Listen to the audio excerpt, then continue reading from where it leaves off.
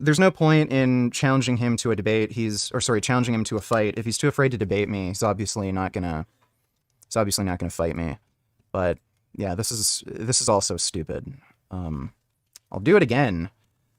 Totally disagree with a lot of what you're saying here, and you seem to be confusing a lot of different training concepts, and lumping and, conflating them together. Would you be interested in a debate/discussion on this topic? There we go. But apparently this guy, whenever somebody makes a video about him, he has a tendency to like respond right away and make a video about them. When I made a video about him, didn't hear a peep from him, so don't think we're ever going to get this debate or discussion, whatever. I don't think he's ever going to respond to me, but, there you go. That is a dangerous practice because it means that not only are you going to sacrifice tonnage during the deload, but you most likely will engage in extremist practices. Okay, so this is just fucking stupid. No shit, you're reducing total tonnage. That's the only way to get rid of fatigue. This is just baffling. Prior to the deload. It's why I'm telling you to not do that. It leads to tonnage loss because you're not training as... No shit, dude. That's the only way to get rid of fucking fatigue. And then you admitted that in your training, you have to manage intensities or use some sort of auto-regulation method to manage fatigue. So, no shit. Like, this makes no sense. As much as you could during that week, you're losing quality tonnage. You're using low intensity rates, so it's also a loss of tonnage in that sense. It creates instability in the training because you lose performance, an amount of performance you have to rebuild after. Okay, so, dude, you will never be able to maintain peak performance, ever. Consistently, indefinitely. So what the hell are you talking about? You literally admitted that fatigue will end up lowering performance. So if you generate fatigue, performance is going to end up going down. So if training gets more and more and more difficult and fatigue keeps accumulating, you're going to end up seeing a drop-off in performance. You have to, eventually, in some way, pump the brakes, reduce training loads and intensities and volumes to get back to a higher level of performance. Like, this idea that you can just constantly get stronger, better, faster in a linear fashion is retarded. No one can do that. This is just so fucking dumb. It sounds like this guy is like... This sounds like the kind of shit that somebody who has barely done any lifting would say, because if you're a complete beginner, you can keep making linear progress for, quite a while.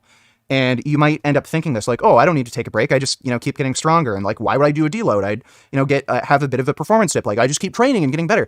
Well, dude, if you get to a more advanced stage of training, you can't maintain absolute peak performance constantly.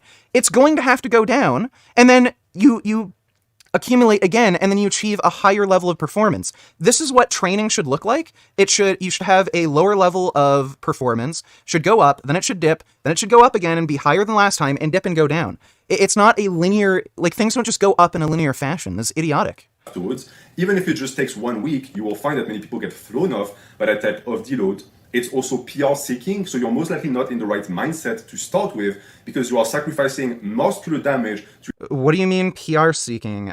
Every week you train, training should be getting progressively more difficult. So what do you mean? The only way to grow muscle, dude, is to do more weight, more reps, or more total sets. So no shit, in some way, each week, you have to get better than the previous week. That's the only fucking way to make progress. Like, this is just driving me up the wall, and like, holy shit, we're only 10 minutes in. To be able to achieve a PR without realizing that you would have gotten bigger muscles without the PR. Example, you squat 300 pounds, you want to shoot for 315. So you do 295 1 week, and then you take a week off, and then you get your 315. Well, I'm here... What? Okay, so magically you can increase your rep strength by 25 pounds by taking a week off of training? Can you please show me anyone in the history of the world ever fucking magically increasing their rep strength by 25 pounds by just not training for a week?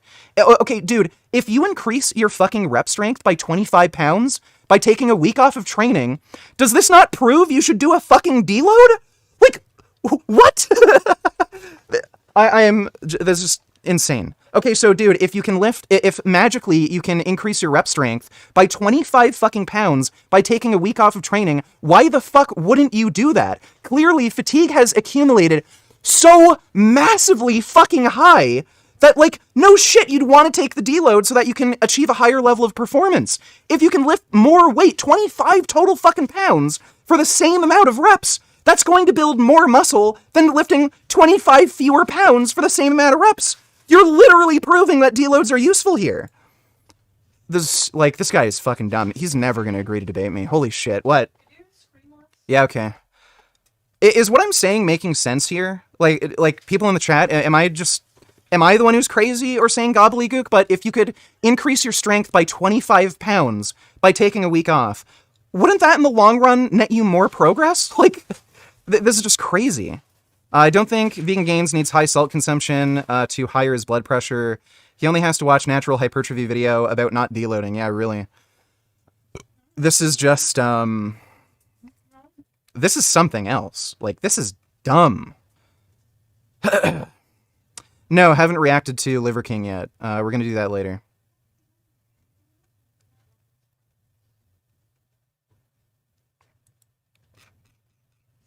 To tell you that if you had done 295 and then 297 or 298 and then 300, even though you're not at 315, the tonnage accumulation from the week that was lost would have resulted in bigger muscles than your PR, especially considering the... Okay, so that makes absolutely no sense. So if you can start... Okay, so dude, again, there is absolutely no research indicating that training consistently with no breaks nets more muscle growth or strength versus taking periodic breaks for a week. No research whatsoever indicates that. So this is just evidentially false, what you're claiming. Maybe in theory, you could reason that, okay, well, you're doing more volume over time, technically, so therefore that should net more muscle growth. But evidentially, that's just completely false. And there's practical reasons for why that's going to end up being false. You can't infinitely accumulate, so you're just going to end up spinning your wheels. Whereas if you take breaks occasionally, you're just going to be able to accumulate more over time. Secondly, I don't know how the hell you think increasing your rep strength by 25 pounds is going to be less useful than just being stuck at a certain weight. Like, that's crazy. If you can increase your rep strength by 25 pounds in only 1 week by simply not training, obviously accumulating from that point where you're 25 pounds stronger is going to end up netting you more muscle growth than just spinning your wheels and, like, you know, doing the work, you know, at 25 pounds less. This is just crazy. The fact that most likely your PR will be on 1 rep max. This is when I tell you that you have to have your mind set on something in particular. Do you want strength or do you want muscle size? Do you want to get bigger? If that is the case, then the type of deload that I just described simply isn't going to work for you. Again, this makes no fucking sense. Strength training and hypertrophy training have massive overlaps, and if you're focused on hypertrophy training, well, guess what? The only way to build muscle is to make things more difficult over time. You have to increase repetitions, you have to increase weight lifted, you have to do more total sets. Well, those are all performance metrics. So to claim, oh, well, deloads are useless for hypertrophy training because why would you need higher performance? Well, dude, again, if what you're saying is true, then please write me a program where my performance goes down over time. So I get weaker, I lift less weight, I can't do as many reps, I do fewer sets, but somehow I build more muscle. Please write me that fucking workout. What you're saying doesn't make any fucking sense. And also understand that unlike what many people might think, that type of deload doesn't promote recovery. Let me explain. You take a week... Huh? What? Yeah, so, dude, if you don't do any training, you're going to recover. I'm confused. Okay, let's... off. So you're going to do submaximal work. And you believe that because you do that, it lets your muscles recover to the max, which then, if we follow the... Okay, so he doesn't even understand. There are some people who believe that doing a little bit of training helps with recovery. It doesn't. The whole point of doing a little bit of training, say, okay, so let's say, just to make things simple, I can bench 200 pounds for 10 reps at the end of a meso. So when I do my deload, the first half of the week for the deload, like my first bench press session, I might lift with like 80 to 90% of that, like rep max that I did, 200 pounds for 10 reps. So I'll do 180 pounds for 5 reps. Then later in the week, and I might do like only 2 sets versus 4 sets. Then later in the week, I'll do 50 to 60% of that weight. So I'll only do 100 pounds for 5 reps for only 1 set. Like that's typically how a lot of people manage their deloads. The whole point of doing that is to maintain nervous system adaptations. It has nothing to do with enhancing recovery. So there are some people who believe that, but that's not the general consensus. That like no, it doesn't make any sense. You're doing something that would impede recovery because what you're doing is work. It's just that the work is so low. It's below the minimum volume and like minimum, amount of stress to cause a stimulus. So that allows you to recover. But it doesn't enhance recovery. It just allows you to maintain some of the adaptations you made during your accumulation. Same logic, allows you to trash the muscle to a maximum extent. I have heard that a million times by people who tell me that because I don't deload, this means that I never actually go to full failure. I never actually stimulate the muscle to the max. That is wrong for one reason. Your muscle doesn't need a full week off to recover. Your muscle needs around 48 hours. You can. Yeah, so there's local and systemic fatigue. You might not have to wait an entire week for local fatigue to go away, but for systemic fatigue to go away, you might have to wait longer. So systemic fatigue will interfere with local fatigue. If you've ever done, like, let's say, a set of very heavy squats followed by a bench press versus doing the bench press first, then squats, you'll notice that after you do like really hard, heavy squats, you're probably not going to be able to bench quite as much as you would if you just did bench. So that's from systemic fatigue. The local fatigue in your chest, it hasn't changed, but because of the systemic fatigue that those squats, created, it's going to lower your bench press strength. So I don't know why you wouldn't be interested in lowering systemic fatigue, since that's going to impact your strength. Extrapolate that to 72 hours if you so wish. But at the end of the day, even a muscle that was trashed to the max will be fresh again in 4 to 5 days, meaning that this entire idea that the entire body will require the week off is in reality outdated. So some of this is untrue as well. Again, you can end up developing, you can have local fatigue that's so bad that it actually requires more than just like a few days to recover. So that's not true either, especially for people who do bodybuilding splits who might do like 20 sets in one workout. The amount of muscle damage caused, it takes longer than just a couple days to recover from that. So that's not actually technically true either. But again, I've yet to actually hear an argument against deloading. Literally all he's doing is like, he's literally made completely contradictory statements where he's actually promoted deloading, and he's just spreading complete misinformation here as well. Worse than that, it also leads to poor training practices again prior to the deload. If it were just a week that you lose in terms of training. Yeah, so dude, I don't know why, so yeah, typically before a deload, you might push things further than you normally would. Well, yeah, if you're going to do a deload and get rid of the fatigue anyway, why wouldn't you? If you can get a little bit of extra stimulus from training and push yourself a little bit harder than you normally would during like a normal day of training, why wouldn't you if you're going to get rid of that fatigue? So how is that a bad training practice? It doesn't make any sense. Accumulation. I'd be fine with that. But I have found as well that, as I explained to you, the people who engineer their programs by looking at deload weeks in particular end up training in sub-optimal fashions prior to the deload week. What I mean by this is that because the deload is coming up, you're going to artificially inflate the training by going either too high with the intensity, or you're going to do a ton of volume, which again creates imbalances. So if you have let's say arbitrarily, a week 5, that is the week pre-deload, well, most of the time what you're going to see is that you're going to do too much on that week, work that your body cannot recover from, because you're going to tell yourself that it's justified because the deload week comes afterwards. Understand that the deload week... I don't know why you wouldn't train with more intensity or volume before the deload week if you know you're going to get rid of that fatigue anyway. So why wouldn't you take advantage of that additional stimulus? He hasn't made an argument for this. Like, all he said is, oh, well, it decreases your injury risk. Okay, well, you can train with more intensity or overall volume without taking huge risks. Like, buddy, at the end of the day, you have to lift with more, like, things have to get harder over time. Like, you have to lift with more reps, more weight, more overall volume. Like, as you do that, yeah, you're kind of, increasing injury risk. If you use the same weight and same volume, like, consistently, nonstop, yeah, your injury risk isn't going to be as high because you're not pushing things. Like, yeah, whenever you push yourself, you're going to increase injury risk, but, like, do you want gains? Do you want progress? Like, everything's going to come with some level of risk, and you can attenuate risk. I don't get this. Can only help you recover from what your body can recover from, if that makes sense. You can only recover from what your body can recover from? Can you explain to me why, I don't know, doing a drop, like an additional drop set that I wouldn't normally do means I can't ever recover from that? What? Is it okay to eat a 16-ounce container of peanuts in one sitting?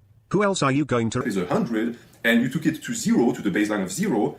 If it recovers to 100, that's all it will recover to. It will not go to 120. The way I think about recovery, and I've spoken about that on the channel in the past. I don't know if this is like a language barrier thing where he's trying to get across some sort of concept, but he doesn't know how to articulate things well because of like a language issue, but I literally didn't understand anything. Dr. Mike debunked your barbell statements with his latest vid today. I saw that video. I don't think he really did. There's not necessarily... So yeah, what he said is there isn't necessarily a, whatchamacall. There isn't necessarily an advantage to you using barbell movements, but if you're comparing certain exercises, so flat barbell bench press versus dumbbell bench press, undeniably, there are benefits to barbell benching that will net you more gains over time versus dumbbell benching. If you can use more weight for the same amount of reps versus using a dumbbell, that will net you more muscle growth. Like, again, you can see guys repping out like, 315, 350, 405 with a barbell. You never see that sort of weight being moved with dumbbells. There's drawbacks to using dumbbells that would undeniably result in less muscle growth, less strength over time. But it's not necessarily the case that a dumbbell or a machine would not build as much muscle. So say something like a row. There's no a dumbbell row versus a barbell row. It's not going to make a difference in terms of muscle growth or strength in that case. With dumbbell bench press versus barbell bench press, yeah, there certainly is a difference that would result in less muscle growth and strength over time. It's just that it's not necessarily the case. Thanks for the nation, Caleb. Appreciate it. Is that you need to look at recovery as like a bucket. You have a bucket, and when it's full, this means that the muscle is at peak capacity. Every time you train, you empty the bucket. That's training, that's muscle fiber damage. When you rest, the bucket is going to slowly fill up until it's at 100. What you will have a tendency to do is you're going to empty the bucket entirely during your pre-deload week, and then you're going to wait until it's fully full again, and you'll think to yourself, okay, well, I got to 100 to 0 to 100, so that's 100 points. This is great. Well, maybe if you had done 2 weeks instead with the deload, you could have taken that same amount in, again, the bucket, get it to 40 on one day, let it recover to 100, that's 60 points, and then 3 days later, empty it again to 40 and let it recover again to 100. Okay, so again, if he's going to use an argument like that, I don't even know what the fuck he's talking about, but I'm assuming he's using the same argument that, okay, well, over the course of, a set period of time, you're going to end up doing more volume anyway, so you're going to end up building more muscle. This is just evidentially not true. So this might make sense in your head, theoretically, but can you please show me one fucking study where training consistently for a set period of time versus taking a week off every so often nets you more muscle growth? You won't be able to find any research like that. You can't infinitely keep accumulating. That's why you won't, over the long term, you won't find that people who never stop training build more muscle than people who take a deload every 4 to 8 weeks. That's why. Performance doesn't just keep increasing. Eventually fatigue will catch up with you. So you have to have a period of time where you get rid of that fatigue in order to accumulate again. So, again, this is just evidentially not true. You can say this until you're blue in the face, but it's just evidentially not true. Astro Cabbage, $22. What are your thoughts on Athlete X saying upright row? 100, that's 120 pounds of recovery, which would be more efficient. And on top of that, keep in mind that the water at the top of the bucket is quality tonnage, because it's the water that's further away from your baseline. The baseline is when the muscle cannot even be active or can barely function anymore, which, again, the more you progress, the tougher it is to reach. But you never really want to go to baseline, or at least in this sense, we need to actually separate between quality baseline and total trash baseline. Usually what you will want is, and we're getting again into the discussion of absolute versus relative intensity, you want to always keep the muscle within the range of weights you can move that makes sense. For example, if you can squat 400 pounds and you manage for some reason to get to a point where your legs cannot even squat 100 pounds, which by the way is impossible, I believe, then you might believe that you emptied the bucket to a point where you're going to get great gains. But that's not true. You just emptied it so much that now your baseline is almost close. Nothing he is saying makes any fucking sense to me. This is pure gobbledygook. Again, I don't know if this has something to do with like a language barrier. Clearly, English isn't his first language, so I don't know if he's just having trouble communicating these ideas, but considering that he doesn't really understand anything, like any of these concepts, I think he's just confused himself. To just expiration. That is not quality. This is why I say again that Deloads don't promote quality tonnage. Quite the opposite. They promote junk volume, because to be able to go that deep, usually what people are going to utilize is junk volume. You're not going to be doing a bunch of hard sets with squats from 3 to 5 reps. That's not what's going to happen. You're going to find any ways to actually empty that bucket because you absolutely want it to be full again afterwards. What the fuck are you talking about? He's talking about junk volume now and crap. Like, what the fuck does this have to do with deloads? Nothing. I'm just totally lost with what the hell he's saying. So, in a sense, it is a type of training, methodology, or psychology, or philosophy that focuses too much on recovery, as I explained in the introduction, which therefore sabotages the training. The recovery is, yes, paramount, but only because it comes after the training. I hope that this was clear and that the images and metaphors make sense. None of this makes any sense. Of the actual bucket helps you understand that you don't necessarily need to empty the bucket every single time, and that actually trying to just take 30 or 40% off of the bucket every training session is safer because it promotes quality tonnage, it promotes low injury rates, and it also promotes the ability to train.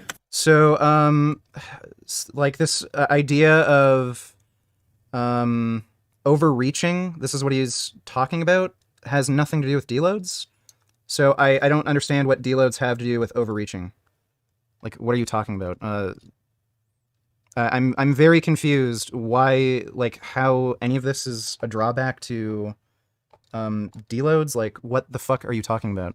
Frequently, and that is when I'm going to start to explain to you how I personally deload, because I personally never take that type of week off, but I still have methods to manipulate that bucket so as to make sure that I actually always stay stimulated and I keep my muscles growing, because I firmly believe that, despite popular belief, the type of people that are getting the most stimulation are the people who embrace the type of methodology that I myself espouse. I'm not the one who invented it. It's called auto-regulation, and many people have been doing that throughout the year. We can call that. You can auto-regulate all you want, dude. The only way to get bigger and stronger is to make training harder over time. So every week your training has to, you have to do more reps, more weight, more sets. That's going to just generate more and more fatigue that you have to get rid of, dude. So that's why you need to deload. This literally doesn't make sense. So all he's, I'm assuming what he's going to end up describing now is him just reducing volumes and intensities so that he can just accumulate further. I don't know. A bodybuilding deload, and that is one that allows each muscle to get stimulated permanently. So your muscles are, in a sense, engaging in shifts. For example, let's take the bicep. You have your bicep, and let's say that right now it's at 80, all right? I'm going to let it fill maybe to 90, and then I'm going to find a way to empty it again to 60, because it is the filling up of the bucket that is going to grow the muscles. But that doesn't mean that I need to let the muscle recover fully. If anything... What? I'm totally lost again. Don't know what he's talking about. This actually might be a malpractice. I know it's very tempting to trash the muscle and then to let it recover fully as much as possible. But this type of mindset tends to push people towards bro splits and towards, again, a misunderstanding. What the fuck do bro splits and overreaching have to do with deloads, dude? You're talking about something... He seems to like to conflate different things. Like, again, bro splits have nothing to do with deloads. And deloading has nothing to do with this idea that we need to completely trash our muscles each workout. Like, this is just stupid. Of training and recovery. Yes, it's important to recover. Will I get a second booster? Recover sure. To a point where you can be performant again and again.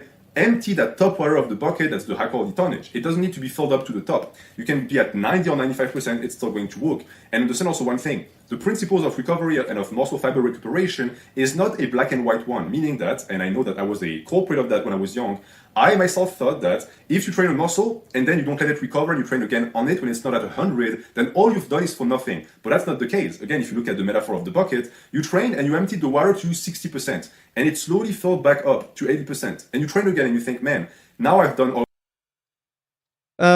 I don't entirely understand what he's talking about, but it sounds like he's talking about training a muscle group before it's recovered completely. That's a bad idea. So if you have things like overlapping soreness, overlapping fatigue from workout to workout, in the long run, that's going to be a problem for you, and you're probably going to lose or not progress. So again, like he's saying, okay, we have this performance bucket, and when you deload, it's at 100%. Well, you can do. I'm not tired. Like, this doesn't make sense to me, but this is what I'm gathering from what he's saying. It sounds like he's saying that you have a bucket of performance, and when you're completely if you're in an untrained or detrained state, the bucket's at 100%. And then when you train, your performance might go down to like 60, but then by the time you reach the next session, it might go back to like 80 or 90. I don't know. Like, okay, dude, if your performance continues to go down and down and down and down, you're not going to make progress. Okay? So, like, from session to session, you should be getting stronger. So if you do like squats or bench press on Monday and then you do it again on Friday, at the very, very least, you should be lifting the same weight for the same reps, same amount of sets, and then, or beating your performance in the last session. So do a little bit more weight, more reps, or more sets, like more total volume. Something has to increase. The only way to build muscle and get stronger is to increase the difficulty, like the weight you're lifting, the amount of reps you do, the amount of sets you do. So I don't know what he really means by this bucket analogy. It's very confusing. But dude, if your performance keeps going down, if you're not able to lift the same weight for the same amount of reps and it just keeps going down, well, then you're going to end up losing muscle and strength if it just keeps going down. All that for nothing, it wasn't full. Well, understand that when that happens, the only thing it does is you're just getting, again, fatigue accumulated. So when the bucket is going to fill up again, the only thing that's going to happen is that you're going to add the water you just removed to the recovery. So it's going to take a little bit more time, but you still got some This good makes work done. no fucking It only sense. becomes a problem if you constantly empty the bucket or if you let it be full at all times. I say that because it can sometimes be smart to train the same muscle group. Richard, when you and Jasmine go to the club, what is your go-to dance move besides twerking? I am not much of a dancer, and the only time I've ever been in a club is when I was doing photography. I used to get photography jobs where I would shoot in clubs. So Jasmine and I don't go to clubs or do dancing, so I don't have any go-to dance moves, don't go to clubs. But thanks for the donation, Arthur Reed. Appreciate it. Several times a day. Let's say that on Monday, you took it to 90%, and then you didn't leave it any time to recover. On Tuesday, you took it to 80%, and then on Wednesday to 70%. Well, you still got your work done. Now you can wait until Saturday to train it again. These are valid training practices. Then we can discuss whether it is. I'm still very confused with what he's saying, but it's sounding like he's promoting this idea that you can train and have your performance go down. Like you end up lifting less weight or doing less reps, and that's fine. No. So again, dude, if your performance goes down from session to session, then you're not gonna make gains. Performance has to go up. You have to do more weight, more reps, more sets. Things have to get more difficult. If everything's going down and down, you're not gonna make progress. So this is very strange. More effective to just empty to 70% on one day or to split it throughout 3 days. These are different approaches, understanding also that the amount of time you will have to put in and the amount of practices and methods you will have to apply to empty to 70% will be different than what it would take to take only 10% off. For example, you could easily take 10% off of the top with just a few pull-ups for your lats, which you can repeat every single day and that recover fast. This is also something that needs to be discussed with recovery. Recovery is valuable depending on the exercise and the muscle group and the individual that possesses these qualities. So it's also something to keep in mind. I believe that the problem with deload weeks is that they don't take such considerations in mind. There are two. Okay, he's conflating things again. Like managing fatigue throughout an accumulation phase has nothing to do with a deload. So I'm just totally lost here. I don't know what point he's trying to make.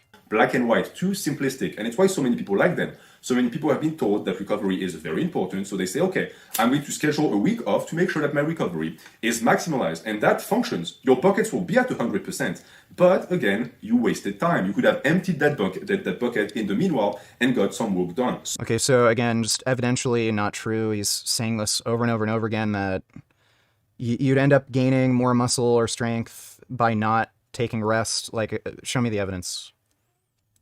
So, what I present to you is a method that is going to also imply that you won't necessarily always go to failure or hit PRs. I also want to clarify that. Just because I never deload, just because I train every day and I go to failure every day, doesn't mean that I always go to failure, or that I always tell people to go to failure, or that I always hit PR. There is an amount of sandbagging and of repetition of sets that is important in the practice of bodybuilding deloads. And I'm going to explain to you exactly how it functions like this. So essentially the way I think about it is that every time recovery allows, the muscle is hit again. So this is when you look at the fatigue accumulated by the muscle and you let that dictate the amount of recovery you're going to give it. The training dictates the recovery. So I'm going to train my bicep on Monday. When is the next time I'm going to train it again? When I'm at 100? No, that would let recovery dictate it. I'm going to train it again whenever it is possible, whenever the... Again, you should be adjusting your frequency and like other factors like the amount of total weekly volume you do based on what you can recover from. So if you're training muscles in a way where there's overlapping soreness and you haven't recovered from the previous session, you're going to end up like just not making progress.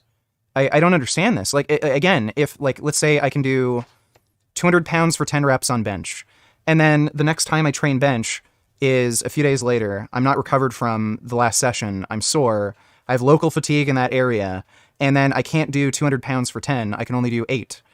That's not going to help you grow. Like, if performance keeps going down, you're not making progress. So the frequency in which you do lifts, it should be largely dictated based on what you can recover from. And like, again, you have to modulate volume and intensity around what you're capable of recovering from. If you're not capable of recovering from, like, I don't know, a session of bench where you do 200 pounds for 10 reps for 3 or 4 sets by, I don't know, Wednesday, after a couple days, then you probably shouldn't be benching again, or you should modulate volume and intensity where you can bench that frequently. This is just very confusing. So let's see, Jordan, guys, my bucket is at 70%. I have to scrape top layer off by 10%.